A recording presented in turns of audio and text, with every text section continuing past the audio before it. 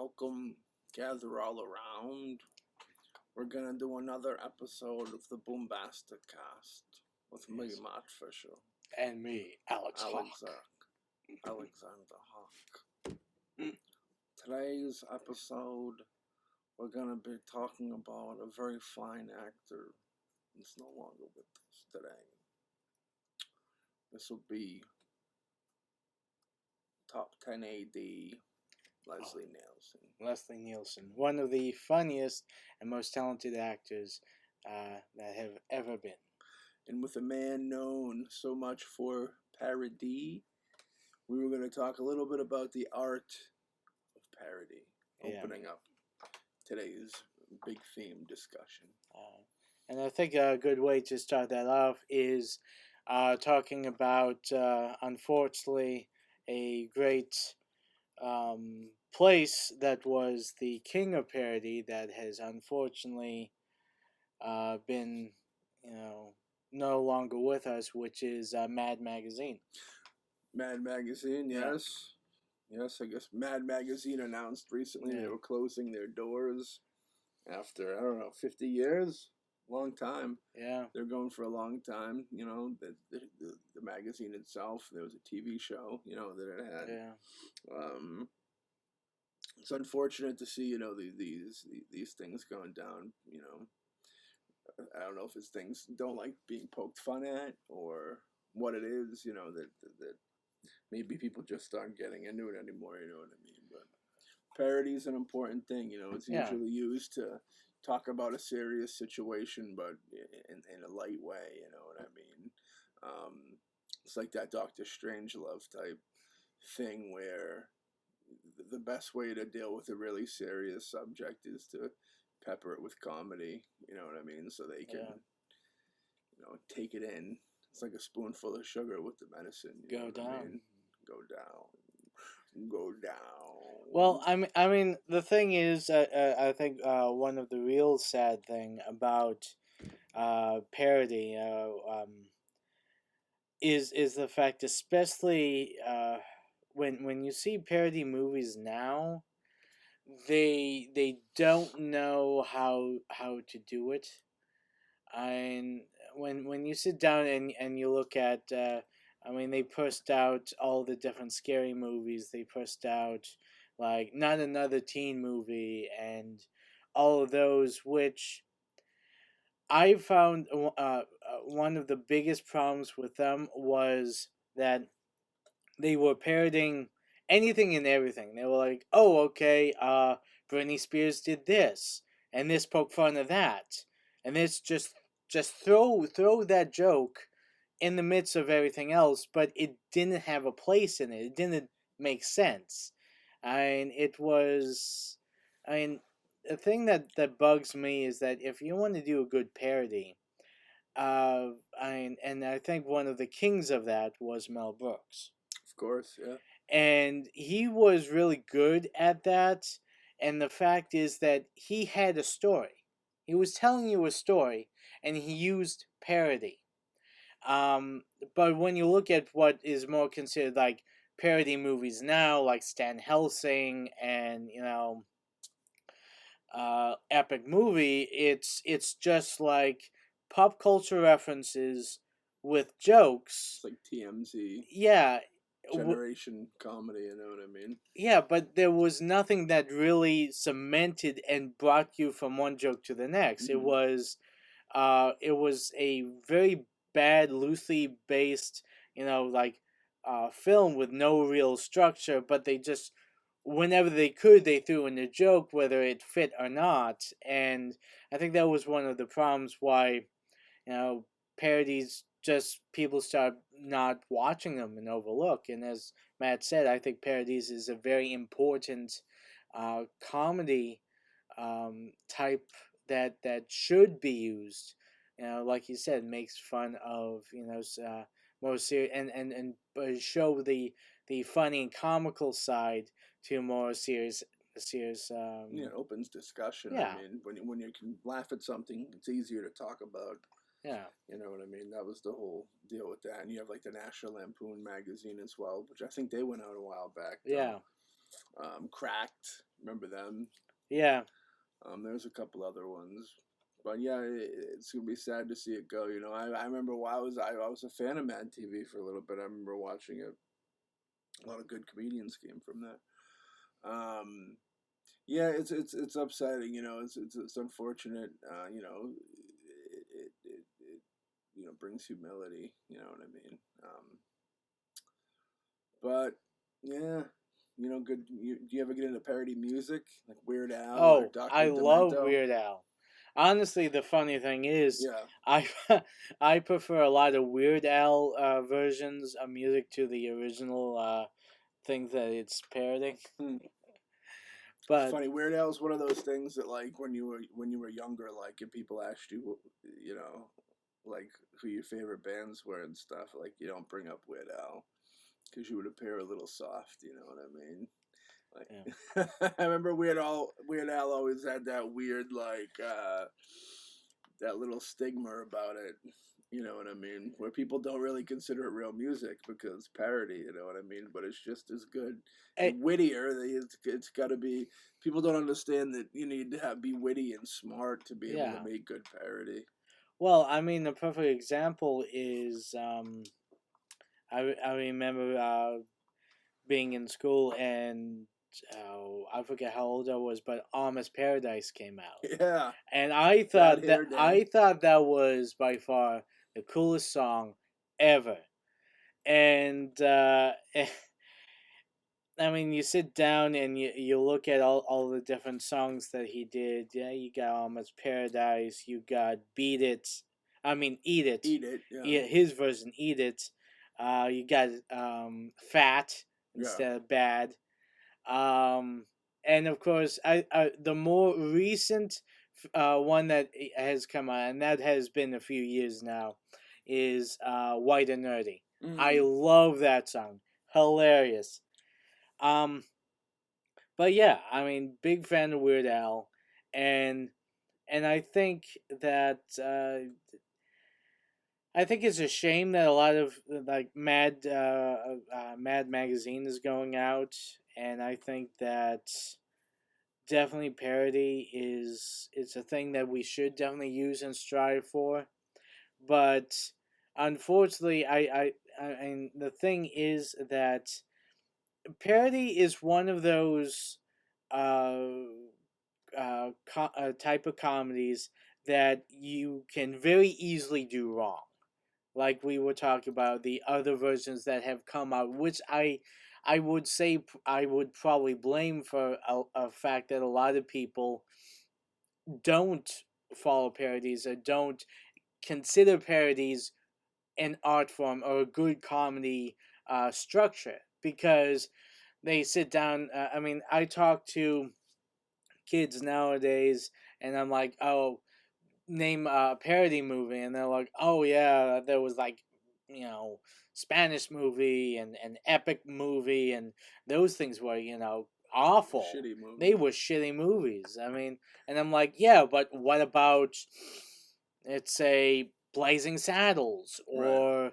or Young Frankenstein?" And they're like, uh, they're not parody movies. They can't be considered parody movies because they were actually good, and that's usually the kind of attitude and thing I get from a lot of people when I make a comment is they're good because they had a story and they put in the parody. Mm-hmm. I mean, sit down and watch Young Frankenstein, all right, and then go and watch the original Frankenstein movie. The whole thing about Igor with his little, walking stick. That was actually a thing in the movie. Igor seeing himself in the mirror and dropping the brain. That was used in the original movie. I mean, and of course, in that one they did it as a serious, serious film. But in Young Frankenstein they poked fun at it. And also, I mean, the whole thing with Igor's hump moving back and forth. I mean, I mean, and that's why it's such a great film was that they took the structure of the original story Mm-hmm. and they played with it. Truth.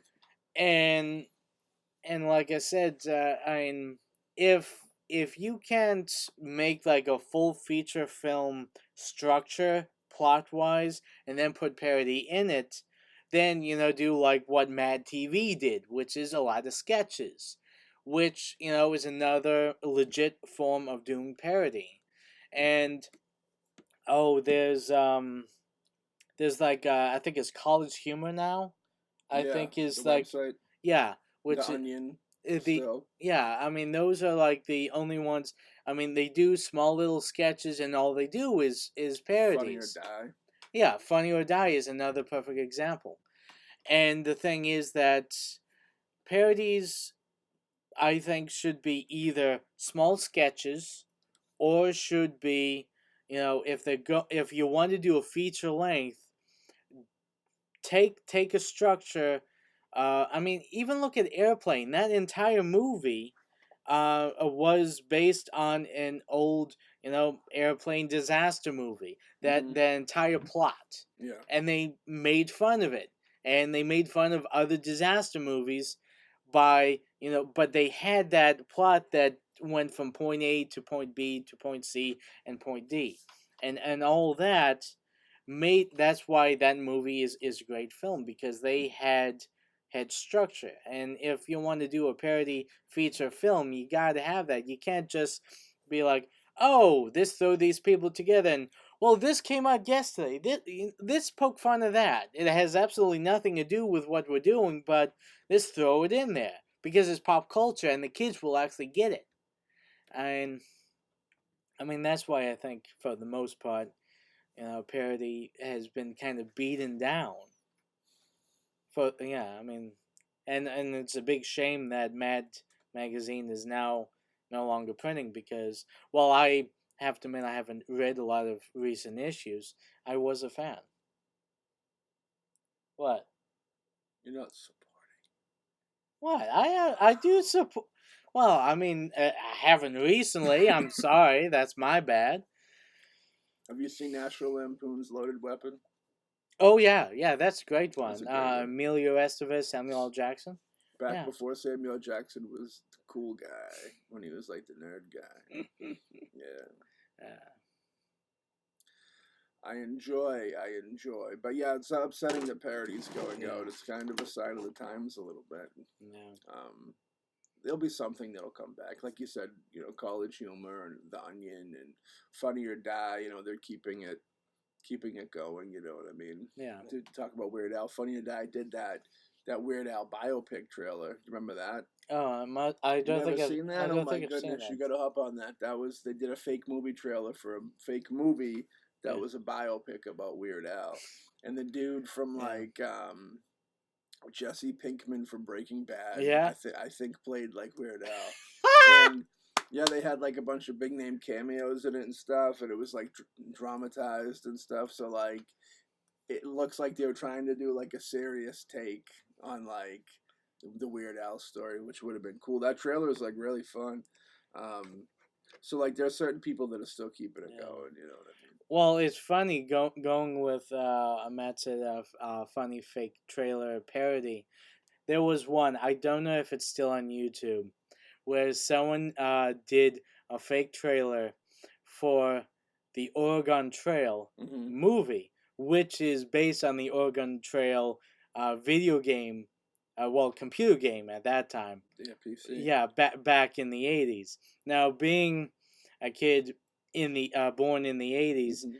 I'll it's when I saw that, I just couldn't stop laughing, because the entire thing, the whole joke of you died of dysentery, it's true. No, as long as I played that game, because they always had us play it in a computer class in school, and no one ever made it to the end. Everyone died of dysentery, one way or the other. The only question is how long it took dysentery to kill you. Yeah, we played that in school too. I wonder if there was something up with that. Why, Yeah, it probably introducing it to the youth. they would That was pre-video game. Well, I mean, Nintendo and stuff was around. yeah, but Was there like a learning part to that game, or? Was there why was that at school? Uh, uh, Prince of Persia was also a game that I played at school a lot, huh. which was weird. I don't think they're probably not as lenient. Like back in our day, like that was part of the curriculum was like to play those video games, and nowadays it's probably Yeah. you know Well, I I mean, don't I doubt they play games nowadays. I don't yeah. think. Who knows? Yeah, probably nowadays kids are actually taught how to make video games in computers class It's or something. more valuable info. Yeah, which is a lot more value in info than the games we used to play. But of course, I mean the technology has grew leaps and bounds since we were kids in school. Now they I play Grand Theft Auto in school. yeah, yeah, and My nephew would love that. I'm sure he would. He'd be like, "Yes, I can go to school and play Grand Theft Auto! Yay!" You know, schools were doing the drills for school shooting drills where they bring in, Oh, um, since we're talking about parody, yeah. No, ouch. they're doing they're bringing in where they have shoot blanks and stuff, and there's like gunmen that come in and like go through what it would be like in a hostage situation Yeah. and like just to see where they're at with their survival skills, so to speak. I heard about that the other day. I thought that was interesting. I heard a story about it was a little too real for somebody, and they started crying at work actually because it was that real for them. And there was another person that when the gunshots went off, they they like ran and left the kids or something. Jeez. Well, I mean, Somebody was telling me that from Minnesota. it's extremely, extremely sad that nowadays You even have to do the that you even training. have to think about it, let alone train in case that happens. And of course, what I always find amazing is that everyone wants to say, "Oh, it's the video games. Oh, It's ICP. yeah, it's lack of gun laws. It's I mean the thing I think it's a lot more deeper than that. And the fact is that if someone wants to do it, they are going to find a way to do it. Alright? The best way to try to deal with this situation, in my opinion, is instead focusing on the kids themselves. Okay? I mean, have teachers talk to kids, try to work them through their issues. I mean, as we were talking before about people that find themselves marginalized, find that they're either not part of a group or they're being bullied or and all that for whatever reason. I mean, the thing is when you feel alone or you feel like no one's listening to you, you want to find a way to make people listen to you. And unfortunately, nowadays, instead of going around and let's say spray painting and tagging cars or vandalizing the gym locker room, kids are coming in with guns and they are shooting up the place. Mm-hmm. And the fact is that everyone wants an easy answer. And the thing is, there is no easy answers to this. And the thing is that you got to tackle the problem at school and at home. It has to be a two-pronged attack. Okay? And if it's not a two-pronged attack, if the parents aren't getting involved in their kids' lives, and if you have the school system also not getting involved in the kids' lives, I got news for you. That is their job. Their job is to teach and help kids grow. And if for whatever reason, whether it is you know uh, uh, money being cut back or whatever, those is what we have to look at and try to, because right now we're getting a lot of kids that are directionless, that have no idea what to do, and they're just kind of you know just drifting in space without any real direction. And and when kids are growing up, they need direction. I mean, they don't need a friend. They don't need their parents to be their best friend. They need their parents to be parents, okay? And, direct them in what they have to do. Whether the kid hates you or not, that is your job as a parent.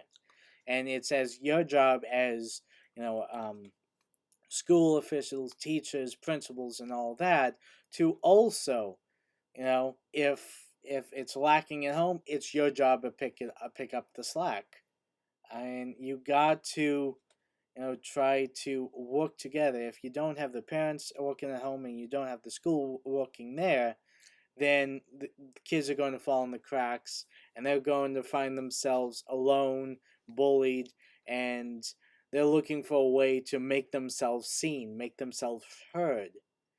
And unfortunately, some kids, go to the extreme because we hear about the kids after they do these horrendous things. We don't hear about the kids before they do these horrendous things, and that's part of the problem. Alex has a special program set up for these kids to guide them through. And he has many kids himself. That's why he can speak so openly. Yes, yes, yes. But no, it's true. And the kids are on. I think they're eating and drinking a lot of things they shouldn't, sugars and crazy chemicals that are messing up their minds a little bit, and malnutrition. Malnutrition. Yeah, malnutrition. Yeah, and then they're being fed. They're being fed a lot of Yeah, I mean, crazy things. Just not even food and drink, but just what they're seeing. The news and the real life around them. They're seeing this real life like all us adults are seeing, and it's upsetting to us. So you can only imagine it being more upset to the children. Um, and it's a weird thing where it's the craziness of the world's accepted. You know what I mean? So they just know that hey, it is what it is, which is psychologically good for them too. But it ain't good for anybody, I guess. But the parody of life, right there. Yeah, That's parody. That's parody. But yeah, we're against school shootings here at the BoomBastiCAST. We want to state that. But yeah, it's unfortunate. I always tell people I think at high school people should be shown The Breakfast Club the first week, so everybody knows that no matter what walk of life you come from, that everybody's kind of dealing with something, and everyone goes to detention in the same place. They all go to detention, and they become friends by getting one over on the principal. Yes. Yeah. Yeah. But yeah. So yeah, parody. It's unfortunate that parody is another essence of parody is leaving, but I don't think it'll leave the party completely. I think there'll still be somebody doing it. It's just they've been going for a long time, so it was a matter of time. I guess it is unfortunate though, but I haven't even seen a magazine in quite a while. Yeah, they might have switched to just digital for a little bit because a lot of people when they're in their get their last breaths in their publication company that used to do a magazine, they'll usually switch up and just go straight digital. So you go on their website and you can look at the pictures of it, but there's no hard copies, paper copies to get at the store or get mailed to your house. Fangoria right now is they just started up again. They were down and out for a little bit, but they're back up going pretty heavy. They're doing pretty good. Fangoria is one of those companies I think that'll always come back, and I definitely see in the future, Mad Magazine probably will be back in a different form. It's just one of those things. It's a logo. I mean, it's the product. So like somebody will buy the name and do their own thing probably, and I'm sure they'll be fine if their heart's in the right place with doing it. You know what I mean? But I don't think it's the end. I think it's a little speed bump in the old life of Mad, but I think they'll be back. Yeah. Do you want to hop into our theme? I'm all for it. How about you? Do you want to? Okay. Okay. Huh? let's start with number 10. Do you want me to go first? Yeah, how about you For going? number 10, first of all, we're doing top 10 AD to just refresh everybody. Top 10 AD, Leslie Neilson. For the people that might not have seen any previous episodes of Top 10 AD, Top 10 AD is when we do a top 10 list of an actor or actress that has passed away, uh, who can no longer make films. We go through their filmography and we kind of jot down a top 10 list of what we think to be their best films. Now, that doesn't exactly mean that they are their best films, as in quality. It just means that in our personal stance, um, whether there be special feelings behind it from youth, or you watched it with somebody that you really care about.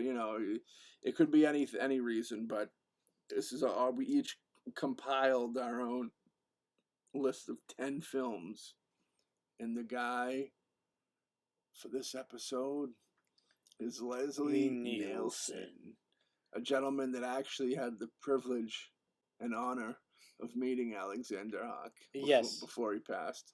He was able to die because he met Alex. He was holding out his whole life. Yeah, he held out his entire life just to meet me, which... Leslie, he was supposed to die young at 18.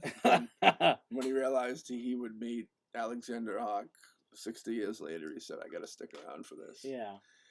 But do you want to go with your top 10, or you want me to roll? How about you go first? Okay, for my top 10, my number 10 movie, I put Prom Night. Now, he plays a very small part in this film, but I like the film. I like him in the film.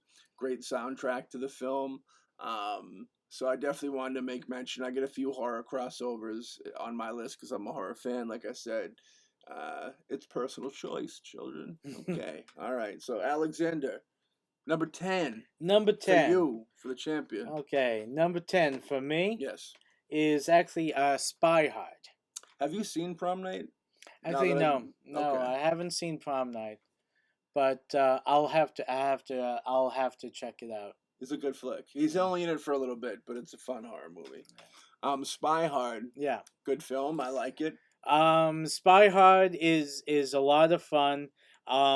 First of all, since we did spend some of the time talking about Weird Al Yankovic, he's actually in Spy Hard in the very beginning with singing the Spy Hard theme song. He's in a couple of the Naked Gun movies, I think, right? He's in the first Naked Gun, and he's also in Spy Hard. I don't know. He might be in the third. I think he's in the one. He's in one where he gets out of a limo with Vanna White, which I thought was the third, but that might be the third. That might be the his third. Cameo. I forget what his cameo is in the first or second. In the first one, you have Leslie Neilson walking down the stairs from an airplane, and there's a little thing there, and he starts talking to the reporters, which he thinks is there for him, but it's like actually paparazzi. But actually it's all for Weird Al, which is right. Okay. I'm pretty sure that's in the first Naked Gun. Makes sense. But going on, I really enjoyed Spy Hard because, first of all, not only is it's great to see Leslie Neilson, really, having fun with the role that he has, which, makes fun of every single, James Bond spy type of film. Yeah. But I also enjoyed it because it had a great, fun group of cast that he works with. He's a great fun cat. No, cast. Okay. Cast. Number one is Andy Griffith. Okay, who plays the villain in this piece. And the thing is, the two of them are hilarious when they work off each other. And that's why I really enjoyed Spy Hard. What a great villain, Andy Griffith. That's funny. Yeah. See, that's a spoof in itself. Yeah. You know what I mean? And I mean, actually one of the things is a film I will be talking about later on. Leslie Neilson also works with another guy from Mayberry, Don Knotts, in another film later on. That's my buddy. I love Don Knotts. That we're going to talk about. Loaded Weapon, real quick. Is that got Is that Shatner is the villain? Loaded Weapon. I don't know. I'd have to. I think it is. It could be Shatner. I know. I remember him sticking his head in a fish tank and pulling out like the piranha. Yes, That's yes, yeah, yeah. yeah. That is And Shatner. he's like, that's a great. Yeah, he's awesome in that. But, Going back to you, sorry. oh, thank you. You're Thank you. welcome. But yeah, I mean, that's a lot. That was a lot of fun. You also had Barry Bostwick, who plays Ooh. like one of the people talking to of the president. Um, I mean, like I said, it had a lot of great actors in there, and it was a lot of fun seeing and go back and forth between them, and of course it's a fun parody. I definitely recommend people to check it out, especially if you want to see something that's lighthearted and a lot of fun. It was one of his later parodies, right? Yeah, it was later, one of his later parodies. Like vehicles that he starred in. Because I know Yeah. he did some of the scary movies, right? Like Yeah, two yeah. of them He did two. He did Scary Movie 3 and Scary Movie 4. And he did those weird, like the disaster movie and the like superhero movie, like those shitty movies. Yeah, he did. He did the superhero movie, and he also did like Spanish movie. Which are like and dog shit compared to even the Yeah. scary movies, which is like quite an insult. Yeah, Because some of those scary movies are like the worst things ever made. yeah. But he was the best part of the scary movies. I believe that. Yeah, hands down. The best Charlie Sheen moment of all time was in a scary movie. Maybe 3 or 4. Probably 4. Was it? You know Yeah, what, three, you know what three. I'm talking Yeah, about? scary. I think it was Scary Movie 3. Yeah. Where the dude kills his wife drinking and driving. Yeah. And he goes, I'm going to need a ride home. That made me laugh for like 5 minutes straight. Classic, but Spy Hard, good times. Yeah. Moving on? Yep. Okay, number 9 for me. To go back into horror, this is a nice horror comedy mashup. Co-starring Linda Blair, known for The Exorcist and being a wild teenager. Repossessed, which is a spoof on, horror and Exorcist, The Exorcist itself. Yeah. That's a fun movie. There's a lot of fun, cheap gags in it. It's one of those movies that you just kind of throw on maybe in the background or something, and it's just fun. Those old movies that have got the warm feeling. So you can just throw them on and do what you're doing, and then you hear a couple jokes in the background and see a scene or two, and everything is gonna be okay.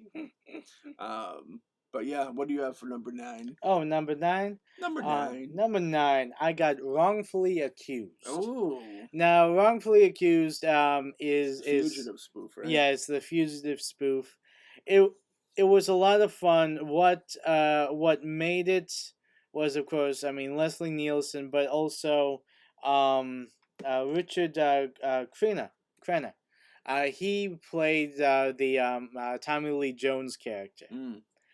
And what really made this, and why I put it even higher on the list than Spy Hard, was the fact that when Leslie Nielsen wasn't in the scene, it was that Richard Crenna, and both of them kind of had the same type of humor, so and the same kind of deadpan delivery. So it was a lot of fun. So when you didn't have Leslie, you had Richard Crenna, and those who might would most likely remember him from Rambo.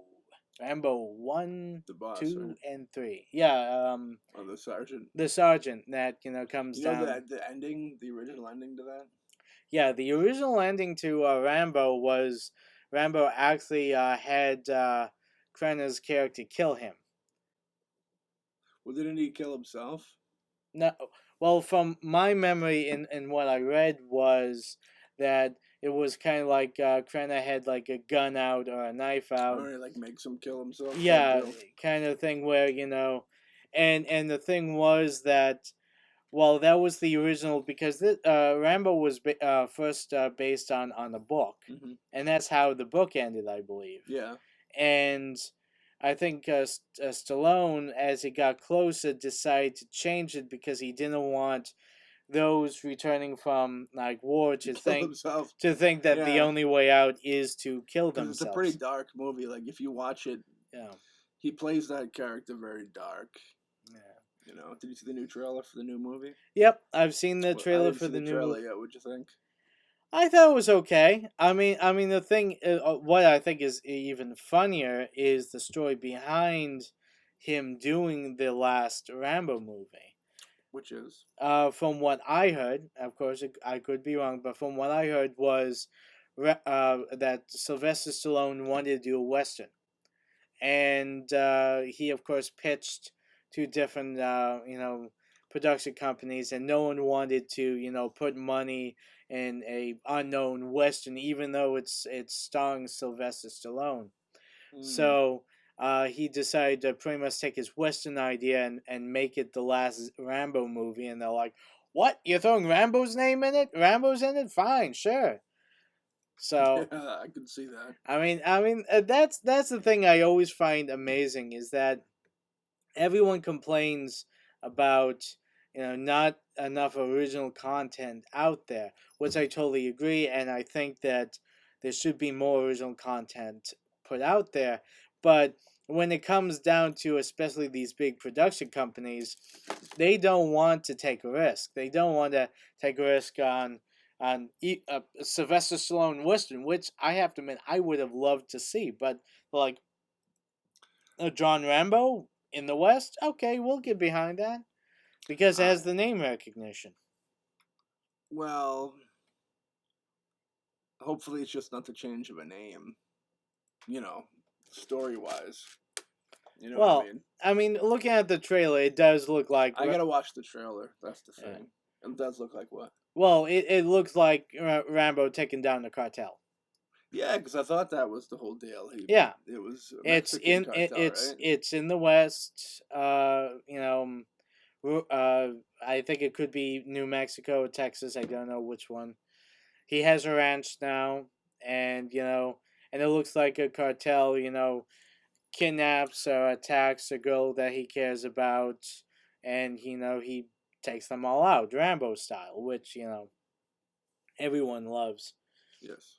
Yeah, but like I said, wrongfully accused. I Mm. thought that was funny. I really enjoyed it, and like I said, I think Richard Crenna really upped the laughs with Leslie Nielsen. I thought they were a good dynamic together in that film.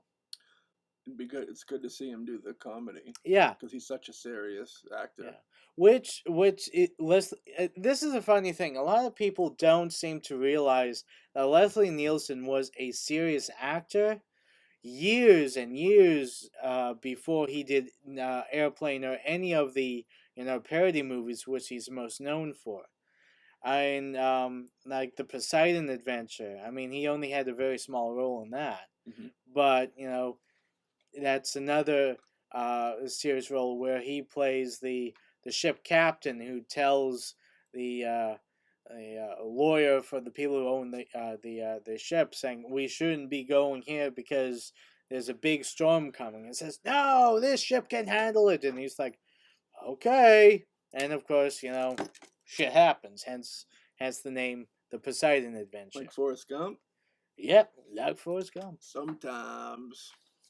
Did you just do your number 9? Yep, nine's all set. Okay, my number 8 would be The Naked Gun, 33 and a third. All the Naked Gun movies are fan favorites, and there'll be the other two are on the list somewhere too. Ooh. But yeah, I think the third one, not the best, probably my least favorite of the trilogy. Um, but I wanted to put that in there because it has some fun gags in it. Um, yeah, I mean, if anybody, I mean, definitely go and check. If you haven't seen any of the films we're talking about, go check them out. With the Naked Gun movies, there's so many gags in all of them that sometimes I get a little lost in which ones are which movies. I'm trying to think, I think the third one is that the one with the hose, where he puts the hose in the guy's mouth. Is that number Um, 3? I remember number 3 had Anna Nicole Smith. Yeah. Yeah. And Burt Ward. Was Burt Ward in that one? Burt Ward's what, Robin? No. Yeah. Ward from the Tremors. Yeah, Fred Ward. Fred Ward. Fred Yeah. Ward. Yeah. Burt Ward was doing pornography, I think, at the time. I heard that somewhere. But yeah, I think Weird Al's in that one, of course. That's why I got the spot. Yeah. What was your number 8? Number 8, I actually had Mr. Magoo. Mr. Magoo. Mr. Magoo. Mr. Magoo falls into the same category as I've talked to previously in our first 10AD with Robin Williams, like Hook for with Peter Pan for Robin Williams. Mr. Magoo, I think it was the perfect character for Leslie Nielsen. Yeah. Mr. Magoo is Leslie Neilson with Alzheimer's. Yeah. Well, without glasses. Maybe that's what caused it. Yes. But yeah, I mean, it was a fun family movie. It had let's see, it had Jennifer Garner. She was in there. Yeah, she and it was a lot of fun. It was really funny, and the thing is, you could only see Leslie Nielsen being able to pull that off. One of the trouble is when you have, because Mr. Magoo was, I think, a comic strip first, then it was made into a cartoon.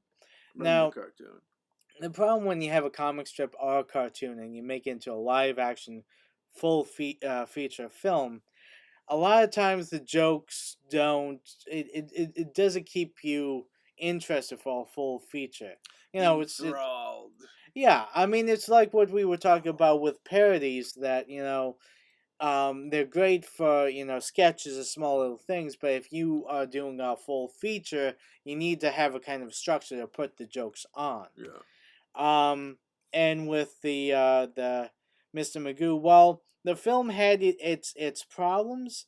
Leslie Nielsen just played the character with so much fun and so much, well, being Leslie Nielsen, that it kept you interested from beginning to end. I mean, was it a great movie? No, but it was a lot of fun seeing Leslie playing this character. Did you like the cartoon? Did you have is there a special reason why that's, has a special place in your heart? In your fucking cardiovascular system, kid?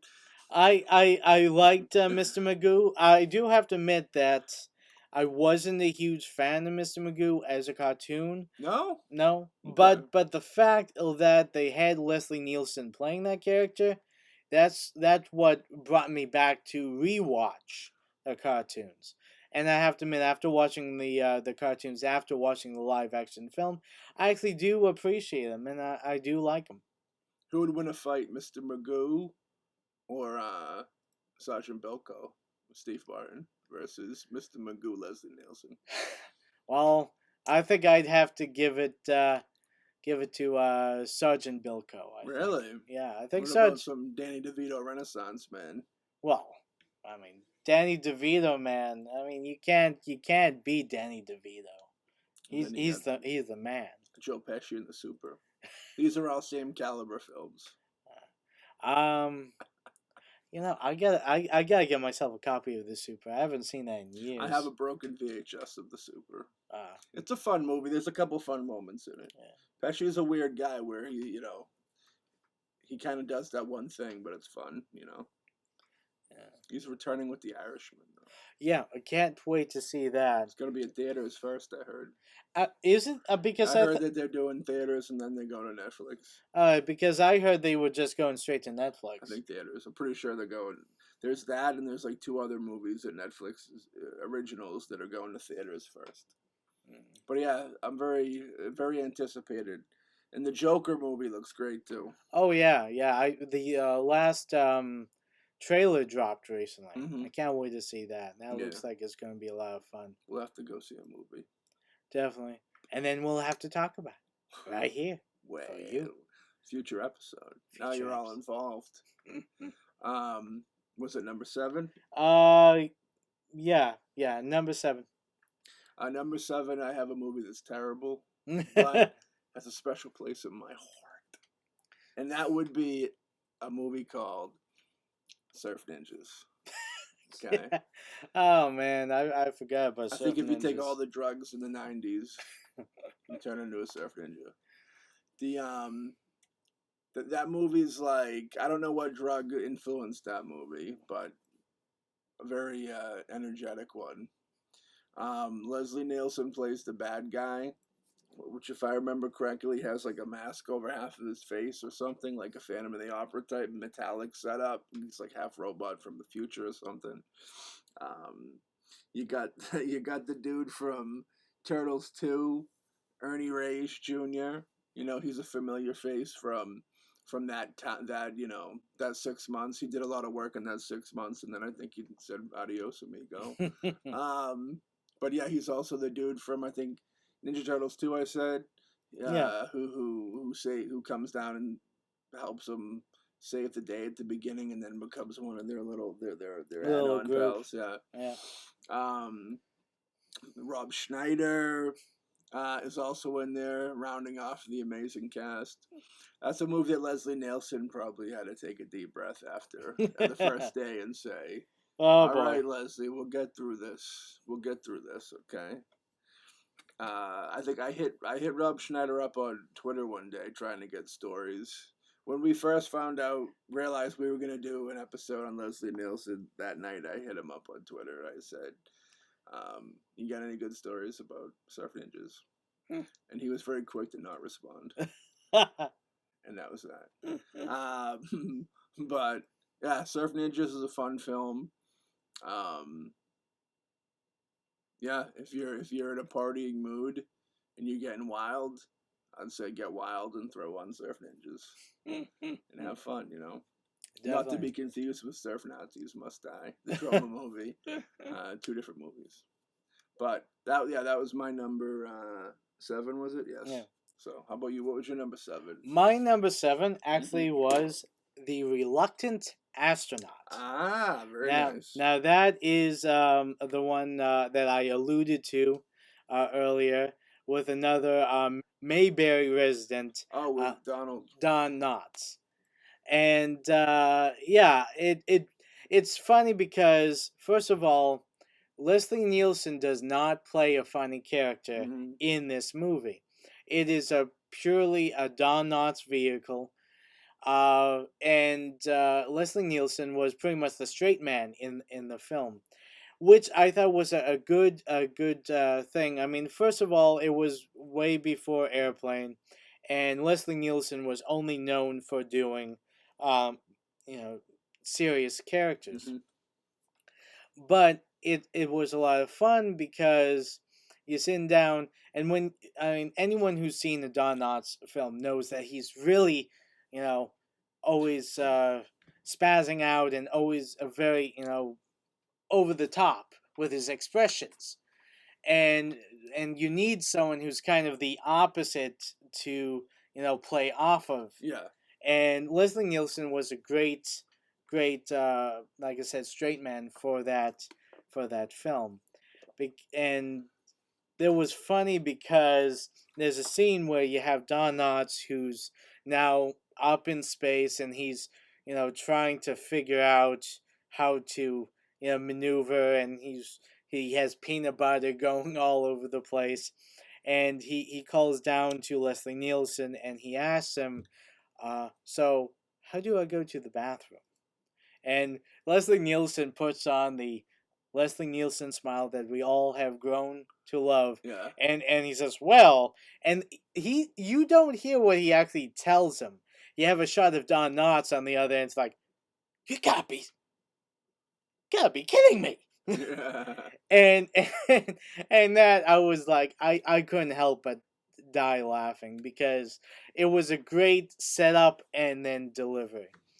So I definitely recommend checking it if you want to see a film with Leslie Nielsen not being the funny guy that we all know and love, but something more, a little more, I would say, down to earth, a little more, straight laced. Yeah.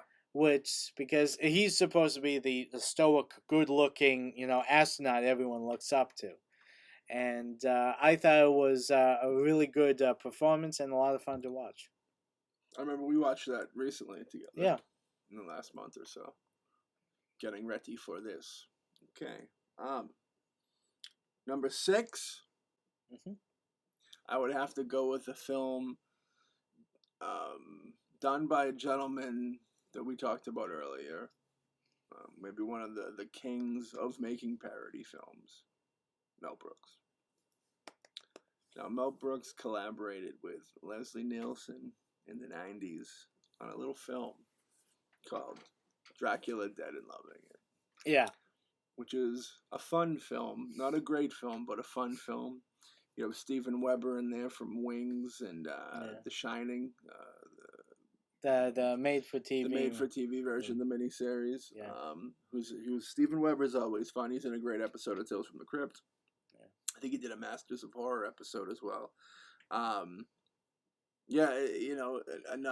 Horror comedy. Making fun of the whole Dracula thing, which, it's very easy to make fun of Dracula. There's so many weird rules and regulations with being Dracula and stuff. Yeah. So that's a good watch. So I put that in there. It's a guilty pleasure of mine. Are you a fan? Oh yeah, and I do have to admit that Dracula Dead and Loving It is on my list. I do have to admit it is a bit farther up on the list, not by much, but of course I'll talk more when it comes to my turn.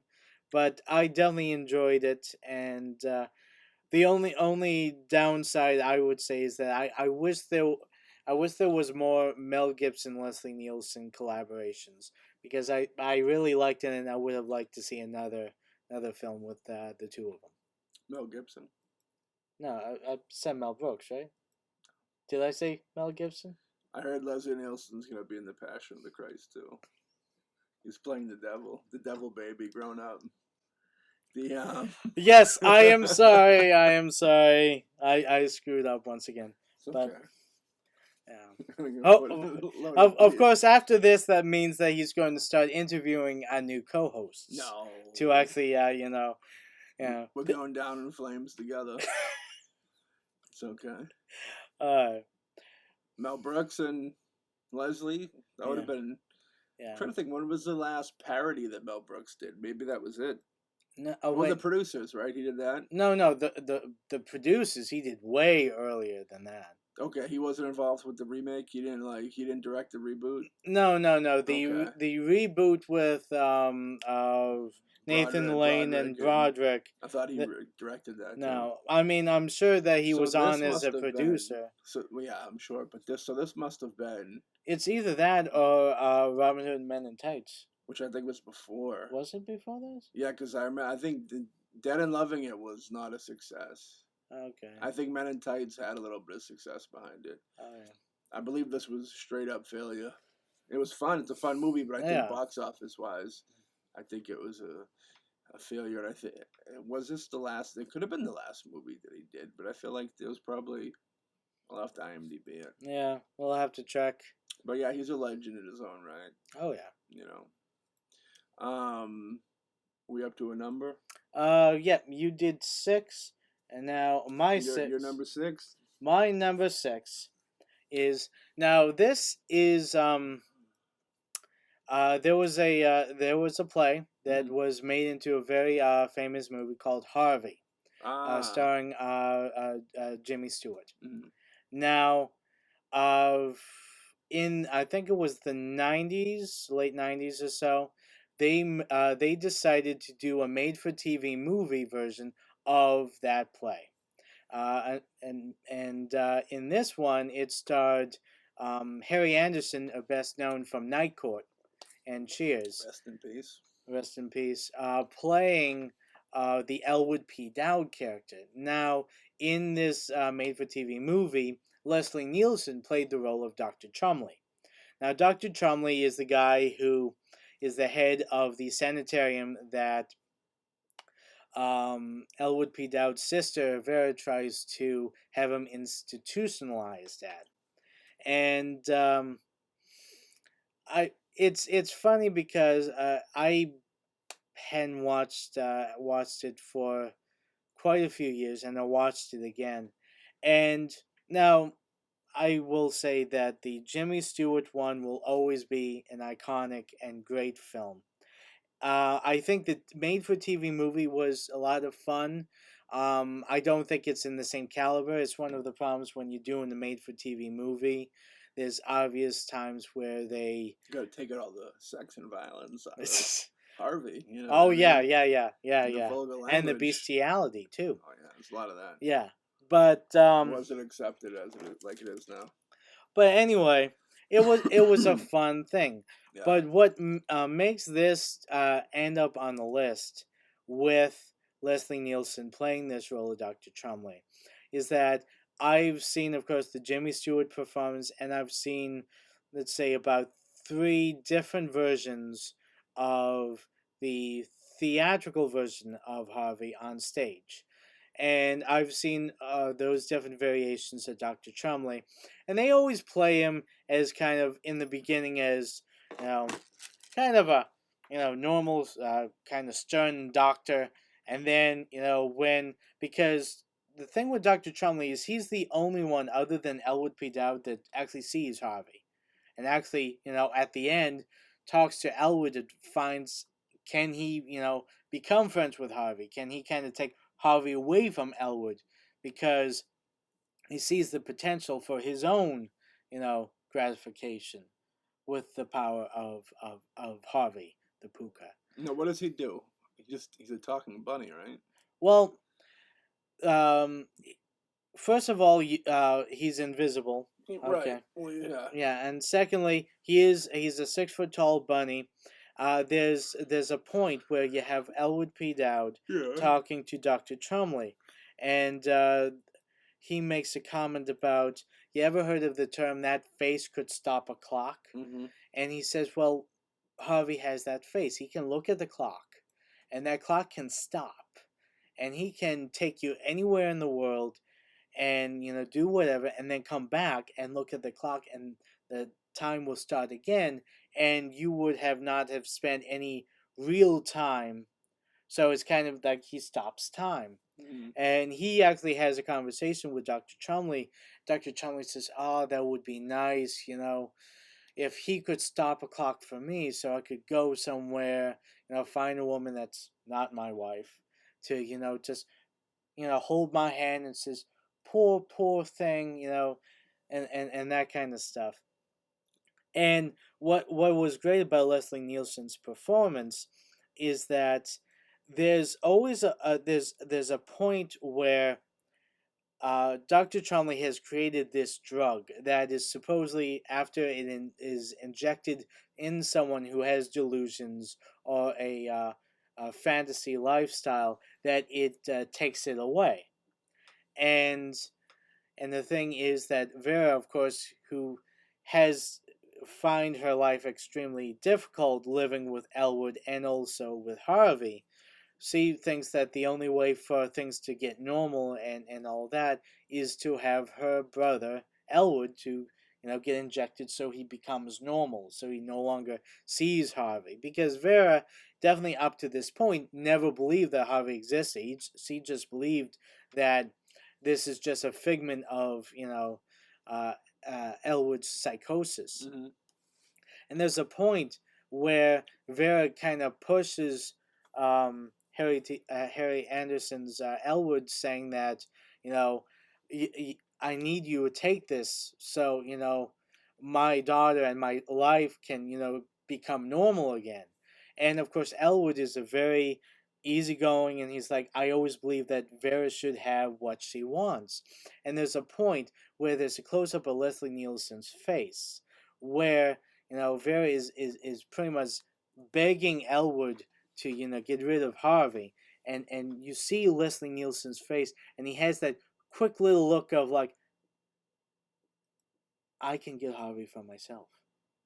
I can inject this guy, erase Harvey, and then I can have this wonderful, powerful little creature, service me instead of this guy. And all the other interpretations I've seen, they always, whoever played Chumley always seemed to kind of miss that kind of thing. It was kind of like, oh yeah, you can just come in here and I'll give you an injection, you'll be fine. But none of them really had that look of like, ah, here's the evil Chumley coming into play. But Leslie Nielsen did.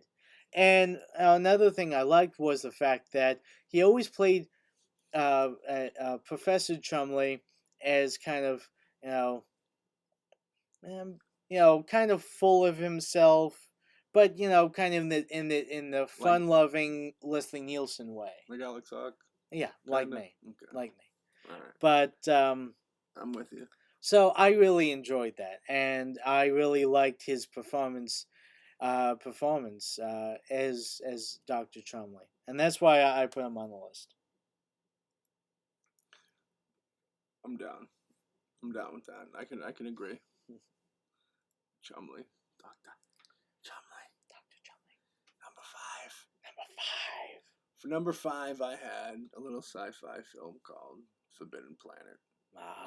Which is, an ahead of its time sci-fi, iconic robot. You have Leslie Nielsen doing his thing in a serious manner. These are one of the serious films that we talk about with Leslie. Yeah, it's one of those legendary movies I'm sure a lot of people have seen. If not, go check it out. Exciting.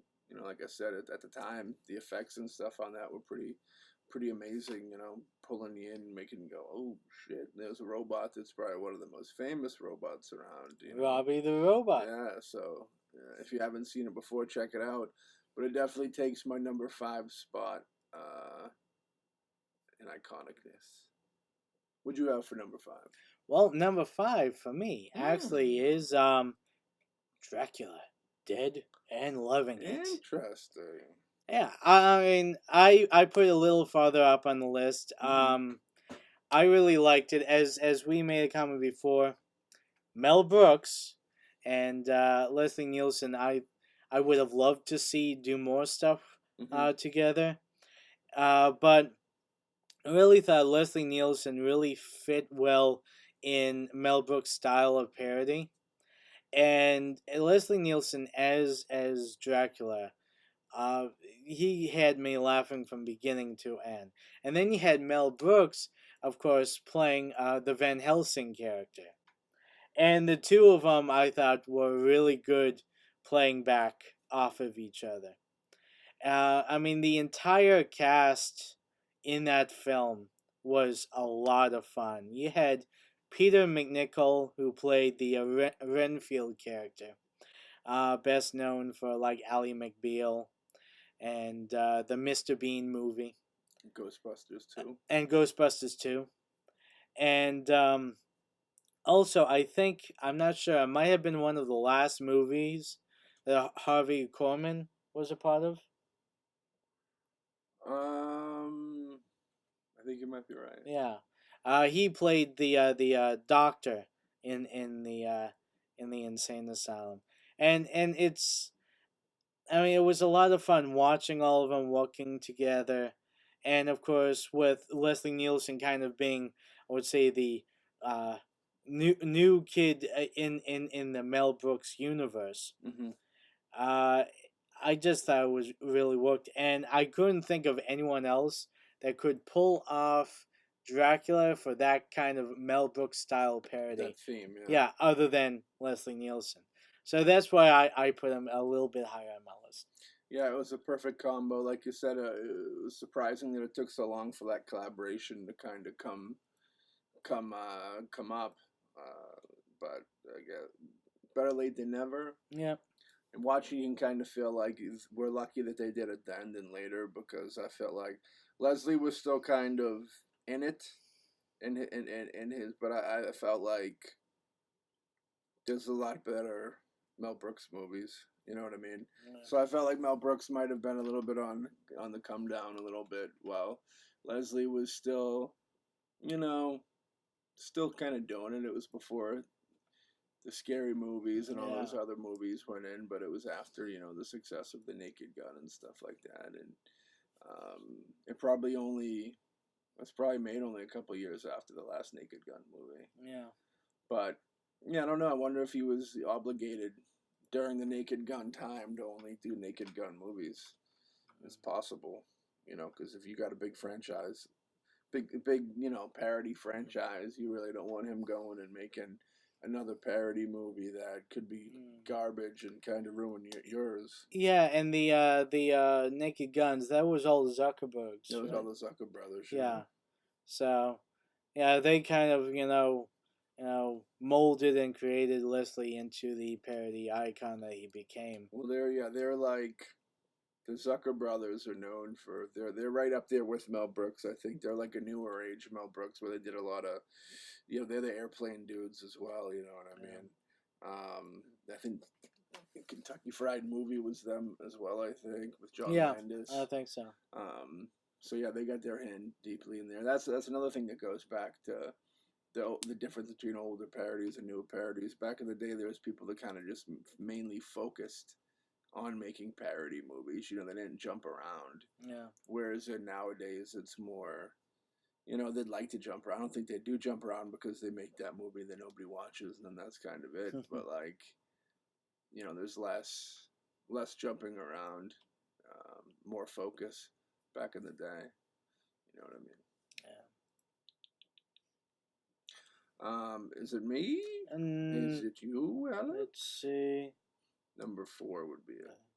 Okay, well, number 4 for me. We'll start this. You can start this one off. I mean, unless you want to. No, I want that's you fine. To. There's nothing in this world I want more than you to start it. Oh, okay. We'll switch it up. So we're switching it up a little bit. Number 4 is actually another film that my buddy Matt has already mentioned. Forbidden Planet. Ooh. I really like this because, I mean, as he said, you have a very iconic robot, Robbie Robot. But what I loved was that Leslie, it's one of early Leslie Neilson. So this was a serious dramatic piece for him. And what I loved about it was the fact that he played the captain in this film, and he hit all the right marks when it came to he falls in love with the girl that is living with her father on this planet, supposedly totally by themselves, and it was funny because there's a scene where C also kind of has eyes for like his second command, which is also his best friend, and of course C has never experienced being with around men in general other than her father. So C comes out, and of course the second command is finding an excuse to kiss her, and C's enjoying it, and then Leslie Nielsen shows up, and then he starts berating her for how she looks, and putting him on and trying to explain, I'm a captain with so many men under my command, and haven't seen a woman in so long, and of course C's clueless because he hasn't been around men, and it's just that funny kind of thing where you have a guy who's interested in the girl, but he's also supposed to be kind of in charge of all the other guys. So he's trying to put off his jealousy as like, this is my job. This is my job, and make sure that there's no fraternization, unless it's you and me. But yeah, I mean, it was a lot of fun, and and it shows that Leslie Nielsen can definitely do a great fun dramatic role, and I definitely recommend that if anyone wants to see Leslie Nielsen prior to Airplane, this is definitely one of the best films to definitely watch. Yeah, I agree. of a different tone that you used to if you're Yeah. used to the parody movies, you know. My number 4 is a parody film. It is called The Naked Gun, 2.5. The Smell of Fear. Yes. Um, like I said before, a lot of the Naked Gun movies kind of blur together when it comes to the different gags, but they're all full of great gags, so I can't really pick out one in general. Number 2 is my second one in the installment so far. As you're seeing a little, you're seeing what do you call it? You're seeing you're seeing a common factor here with, you know, we got the third one already in it, then the second one, so you know there might be the first one somewhere in there. But yeah, you know, good time, good laughs. You know, well put together parody movie. You know what I mean? And if you know if anybody hasn't seen it, definitely go check it out. You won't be disappointed, even after all these years later. So, what was your number 3, Alexander? Number 3, actually, for me, is the first Naked Gun film. Oh, very nice. Which is and what I love about it is I'm also going to do a little jump back to give a little history on Naked Gun, which is it's the character of Frank Drebin, which he plays in the Naked Gun movie series. First was initially created for was it Police Story? I think was the name of the Police Squad. Police Squad the show, was the name of the TV series that they did. It only lasted like maybe half a season, where they and it was after Airplane. The Zuckerberg brothers wanted to do it, and they did. I think it was a total of like maybe 7 episodes, using the same kind of gimmicks and jokes, you know, the parodies style. And I have to say, I mean, I ended up picking up the Police Squad TV series, and I watched. And I have to say, I really found them hilarious, and I think it was a shame that they didn't keep going. I think that honestly, the TV style format was probably even better suited for the parody. Really? Yeah, because of the time period. Because I mean, I think it was like half-hour shows at max. And like I said, you know, either you have a structure to hold the jokes on for a feature, or you just do, you know, small, you know, sketches, and that was what it pretty much was. And because, you know, Police Squad unfortunately didn't go anywhere, they decided, of course, hey, how about we take this great idea and let's make a movie? So they made Naked Gun, and it was the first time that you meet Leslie Nielsen as Frank Drebin in, you know, in the film. And also another the best thing about that film is not only Leslie Nielsen but Ricardo Montalban. Okay, best known for those who might not remember who he is. He was best known as Khan in Star Trek: Wrath of Khan. Yeah. And he played a great villain, and it was hilarious with when you got Leslie Nielsen and him. Every scene the two of them were in was dynamic, and I couldn't stop laughing. I thought that the pairing of those two was great because both of them, while Montalban had always been you know, I guess a more serious actor. I mean, but he always had kind of I would say a very over the top, a kind of expressive nature, which just really in the worked in the Naked Gun universe.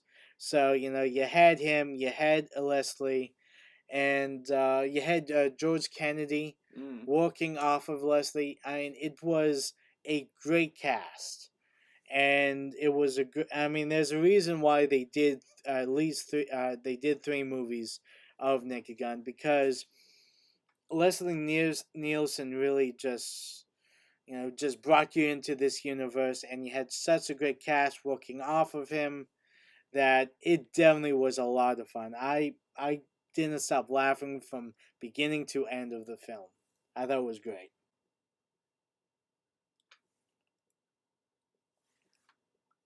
Mr. Okay. Serious. Actor. I'm actor. Yes, it's that easy. Yeah. That's what he tells me. That's what he tells me. Yeah. So that was your number 3 or 4? That's number 3. All right, my number 3 is another horror film. It'll be the last horror film of my list.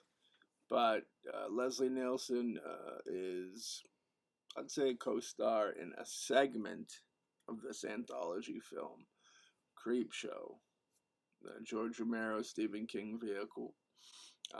Leslie Nielsen plays like a really he's like this. He's kind of like a despicable character. It's played very serious with no comedy to it, but you do laugh because he has that certain way about him, that his dry humor, and him being kind of dicky, comes off very comedic.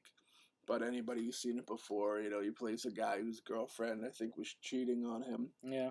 Plays a rich guy whose girlfriend's cheating on him, and he finds out. So, like, he takes the girl and Ted Danson, who plays the boyfriend, and buries them up to their neck in the beach, and the water comes, and they drown him, and then they eventually come back for revenge, But, yeah, very fun. The colors are really crazy. That was a cool collaboration to see, was the George Romero, Stephen King, Leslie Nielsen crossover. I was more excited about that crossover than Mel Brooks, but I'm more of a horror fan, and the Huckman's more of a comedy fan, so I can see that. But yeah, Creepshow, definitely great flick, and his segment's probably one of my favorite segments in there. What was your number 3? You've seen Creepshow, right? Yeah. Great soundtrack as well. Well, anyway, my number 2 film, and I got the shirt for it. And don't call me Shirley. Yeah. Which is Airplane. I really loved Airplane. I thought it was it was what I said earlier before about parody movies. I think it is a perfect parody movie where you had a structure, a plot from beginning to end that worked with a lot of great gags that, and I remember watching something where they were talking about trying to get the production company to put money into Airplane, and they gave them the script, and they read it, and they were like, I don't get this isn't funny. I don't find this funny. And then of course they pitched these great actors like Leslie Nielsen, forgetting the guy from the Mission Impossible TV series. What movie? Oh, Airplane. Yeah, Airplane. He was the pilot. I know I don't know their names. I know everybody by face. Yeah, sorry. Unfortunately, I only know him by face. And then you had another actor, forget his name, who was like from Unsolved Mysteries. Robert Stack? Yes, Robert Stack. Yeah. Thank you. And you had these great, talented, more dramatic actors, doing these deadpan deliveries. And I think after they filmed a few scenes with them, they then sent it back to the producers, and they were looking at it and they're like, oh, now we get it. Now we get the humor. Because that kind of humor really doesn't translate that well on paper. It can only really be translated well, when you see it and you see what's going on. So, and of course, I mean, it was the film that really threw Leslie Nielsen up there as as kind of a comedy icon. I mean, after that, he couldn't get anything other than comedy roles. Mm. And I think there's no one else that could have pulled off that role as well as he did. Um, yeah, I can't think of anyone that could have done it. I agree. Yep. My number 2 was Airplane. Uh-oh. It's Uh-oh. Airplane. It's Airplane, guys. Airplane. Girls. Airplane. Oh my Yeah, God. We we haven't tied. talked about that in a while. That Why, that was your number 2 or number 3? was my number 2. We Wow. tied number Yeah, 2. number 2. Don't tell You anyone, know, boys and Hawk girls. just talked about it for 10 hours, so I'll just say, you know, it's an American classic, a comedy classic, parody classic, huge movie. You know what I mean? Yeah. I mean, I don't even have to tell you why it's number 2, but great, great film. And Hawk, you want to do your number 1? Number 1. Or you want me to do number 1? I'll do number 1. Okay. Okay. Now, it's funny. I'm sure that people are like, wait a minute, Airplane, Naked Gun, those are like, his iconic films. What could be number 1? And for me, and it's funny because I had not seen this film until I would say in the last 3 months. Because talking to Matt, he told me about some films that Leslie Nielsen were in that I should watch, and this was one of them. And this is Creepshow. Mm. I picked Creepshow as number 1 for the simple fact that it's the only role and character that he's played that I thought he did everything that was Leslie Nielsen was in this role. He was dramatic when he has the zombie boyfriend and girlfriend coming after him. He ends up becoming a bit comedic, especially with his freaking out and They say that's because he couldn't stop laughing. They say that's why when you see that one we're going, it's actually him laughing because he couldn't take it seriously. take it seriously, which is funny because it adds that element to it. Yeah, and the thing is, to be perfectly honest, I really wish that before he passed that he did more, I would say, serious with a hint of comedy films. Which I consider Creepshow as a perfect example. Mm. Because I mean, plus also, I thought he played a perfect, a villain in Yeah, I this, agree. and I thought it was a lot of fun to watch him as a villain, and that's why I consider it his best performance. Yeah, I mean, he's more than a bad guy. Like Yeah. he's a dude. He's a guy that like that character in the film is somebody that he seems very unstable. Like it's more than just a bad guy, you know. And it's someone who's he really captures that crazy because he's a jealous guy that goes crazy over his jealousy, you know. So he really is. And the only reason why Creepshow was number 3 and it wasn't higher up on my list is strictly because he's only in one of the segments, one of the 5 segments I think there is in it. So like Yeah. I figured I couldn't really. So I gave him the 2 before that, the number 2 and 1 spot to something that I think he had a bigger part in. Yeah. You know, but yeah, Creepshow is without a doubt one of his best films, classic horror. You know, my number 1 is the first Naked Gun movie. Because I kind of think it begins and ends with the Naked Gun with Leslie Nielsen. I think that's really his crowning achievement of film. When I can't think of another film better. I don't think Airplane's better. I think it's better than Airplane. I think it's better than, you know, all the other parodies he did. You know, it's Creepshow is a great film, but he has such a small part in it. Creepshow maybe should have been number 2, but you know, yeah, I think there's so many, and the Naked Gun was kind of like a kicking off point of real parody films. Like, I'm sure there's parody films before it, but the craze of parody films was ushered in with The Naked Gun, which I believe was a Sucker Brothers Yeah. film as well. I mean, that was their bread and butter for a little bit.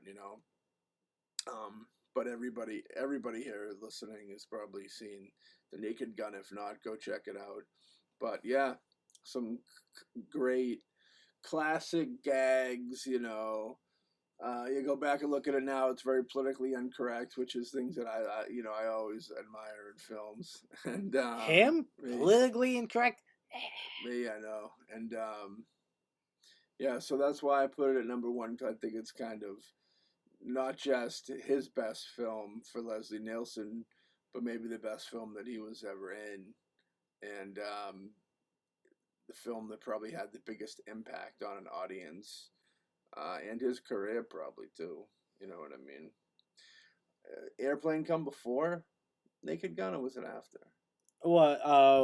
Like Airplane. time-wise, it was being Airplane made came before right? Naked Gun. Yeah, and I still think Naked Gun's the better film, because he's the focus point. With the Airplane, he's like one of the, I think there's like 3 other main characters in it. Yeah. And it goes back and forth. But as a Leslie Nielsen vehicle, The Naked Gun is where it's at, for sure. Did you do your number one? Yeah, Creepshow. Creepshow, yeah. Which I was very interested to hear him do a horror movie as number one. But he's always surprising us. Hey. If it's good work, I support it. I'm with it. I'm with that, yo. So yeah, I mean, Leslie Nielsen, rest in peace. Yes. Big fans. We're fans of his other films as well. This just happens to be the top 10 list. I enjoyed the Hawkman's list. You did a good job this time around. This time around. Big, good work. But is there anything else you'd like to say in closing for Leslie? No. I mean, just that. Just to end it out, just let everyone know, we are going to be at Rock and Shock 11th, 12th, and 13th of October at the Palladium. And I can't wait to be there, especially since both of us are huge Evil Dead fans. The man himself, Mr. Bruce Campbell's going to be there, Saturday and Sunday. And the girls of Evil Dead. Yeah, and the girls of the Evil Dead. And also, if you're a big Twin Peaks fan, they're also having an anniversary with Ray Wise and at least 2 other names that were tied to that film. So that series, I can't wait to meet them. Yeah, Rock and Shock's always a good time. Yeah. Been going to that since the first year that it opened. So, if you're definitely looking for something to do, come on out. It's a blast. If you get the guests to go see some people that you grew up with, or current fans of, and if you don't want to get into the guesting, you got the vendors are always a good time. There's always some good vendors out there, and at the night they do music, so you really can't beat it. You know what I mean? And like we said in the previous episode, I think ICP's there on Saturday. Okay. So if we get any juggalos that are listening to the show via our gathering visit, then go check out the ICP. You know what I mean? At the Rock and Shock. Rock and Shock. But yeah. So yeah, look for us for that. And I think right now that's really it for yeah. We had Scaricon the weekend after for any New York folks that want to come out there. And yeah. That's about it. So, thanks for tuning in. Yep. Have a good day over there. We'll catch you later. Peace. Peace.